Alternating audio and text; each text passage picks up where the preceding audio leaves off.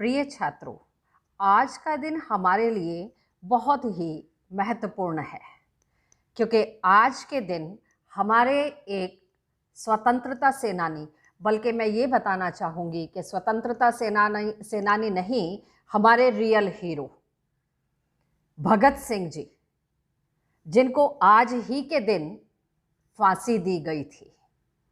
इनका जन्म 28 सितंबर 1907 को ऐसा माना जाता है कि कृष्ण पक्ष की सप्तमी को हुआ था, परंतु यदि हम पुराने साक्ष्य को देखें तो उनके अनुसार बैठता है 19 अक्टूबर 1907। इनके पिताजी का नाम सरदार किशन सिंह था और माताजी का नाम विद्यावती कौर था। ये जब छोटे बालक थे तब अमृतसर में एक ऐतिहासिक घटना घटी। 13 अप्रैल 1919 को जलियांवाला बाग में एक सभा हमारे क्रांतिकारी बंधु कर रहे थे, जिसमें गोलियां चलवा दी गई थी। निकलने का एक ही दरवाज़ा था और वहां बहुत सारे हमारे क्रांतिकारी भाइयों को मार दिया गया था। इस घटना ने इनके जीवन की दिशा को ही बदल दिया। ये लाहौर के नेशनल कॉलेज की पढ़ाई छोड़कर भारत की आज़ादी के लिए नौजवान भारत सभा की स्थापना कर दी इन्होंने। 1922 में चोरी चोरा हत्याकांड हुआ। आपको मैंने इससे पूर्व वीडियो के माध्यम से चोरी चोरा की घटना को स्पष्ट किया था और उसके बाद इन्होंने अहिंसा के पुजारी हमारे राष्ट्रपिता महात्मा गांधी जी से सहायता मांगी, परंतु उन्होंने जब किसानों का साथ नहीं दिया तब भगत सिंह को बहुत निराशा हुई।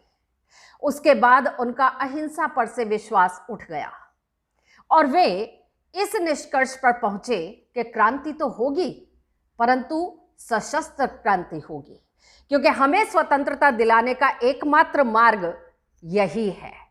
और इसके बाद इन्होंने चंद्रशेखर आज़ाद के नेतृत्व में एक दल गठित हुआ, गदर दल के नाम से, उसका ये हिस्सा बन गए।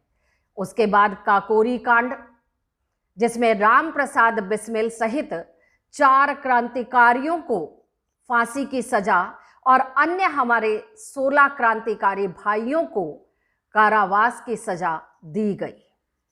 इससे भगत सिंह बहुत उदास हुए।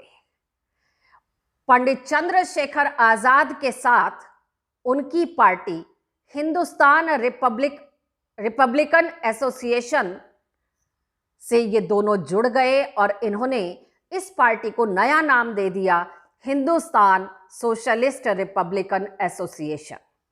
इस संगठन का उद्देश्य केवल सेवा, त्याग और पीड़ा झेल सकने वाले नवयुवक तैयार करना था, जो इनके साथ मिलकर ब्रिटिश सरकार से भारत को आज़ाद करा सके। 17 दिसंबर 1928 को लाहौर में सहायक पुलिस अधीक्षक रहे अंग्रेज अधिकारी जेपी सैंडर्स को भी इन्होंने मार दिया था।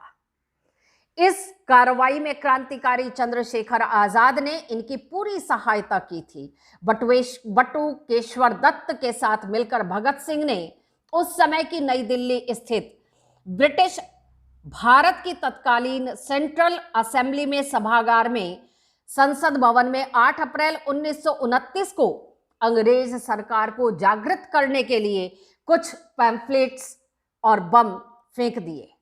बम फेंकने के बाद वहीं पर दोनों ने सरेंडर भी कर दिया। इसके बाद आती है इनकी कुछ क्रांतिकारी गतिविधियां। भगत सिंह, राजगुरु और सुखदेव, क्योंकि इन तीनों को एक साथ फांसी दी गई थी। उस समय भगत सिंह 12 वर्ष के थे जब जलियांवाला हत्याकांड हुआ था, जैसा मैंने आपको बताया है। और जैसे ही इसकी सूचना मिली, भगत सिंह अपने स्कूल से 12 मील पैदल चलकर जलियांवाला बाग उस हत्याकांड को देखने पहुंच गए। इस छोटी सी उम्र में भगत सिंह अपने चाचाओं की क्रांतिकारी किताबें पढ़ने लगे थे।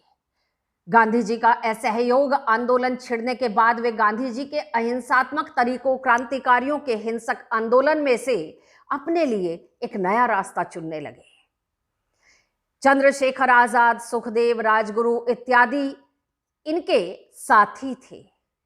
काकोरी कांड इन्होंने किया, पार्टी को नया नाम दिया और इसके बाद घटना आती है असेंबली में बम फेंकने की।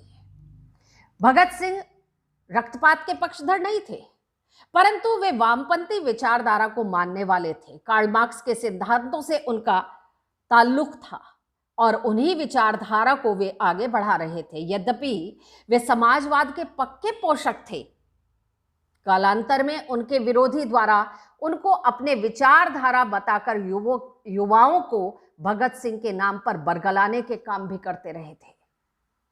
कांग्रेस के सत्ता में रहने के बावजूद भगत सिंह को कांग्रेस से जुड़ने का कोई अवसर नहीं दिया गया, बल्कि इसका उपयोग किया गया। अतः अंग्रेजों के मजदूरों के प्रति अत्याचार से उनका विरोध स्वाभाविक था और दिल्ली की केंद्रीय असेंबली में बम फेंकने की योजना इन्होंने ही बनाई थी। इसके बाद की अंतिम घटना जो आती है, इनको फांसी देने वाली घटना आती है और भगत सिंह को फांसी 23 मार्च को दी गई थी। हालांकि इसका निर्णय 26 अगस्त 1930 को अदालत में भारतीय दंड संहिता के धारा 129, 302 तथा विस्फोटक पदार्थ अधिनियम की धारा 4 और 6F तथा आईपीसी की धारा 120 के अंतर्गत इनको अपराधी सिद्ध किया गया और इन तीनों को फांसी की सजा दे दी गई।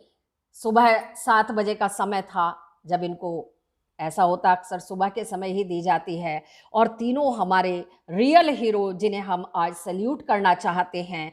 अंत में केवल यही एक देशभक्ति का गीत जो अक्सर हम 15 अगस्त और 26 जनवरी पर गाते हैं, गुनगुनाते हैं, मेरा रंग दे बसंती चोला, मेरा रंग दे बसंती चोला, माय रंग दे बसंती चोला।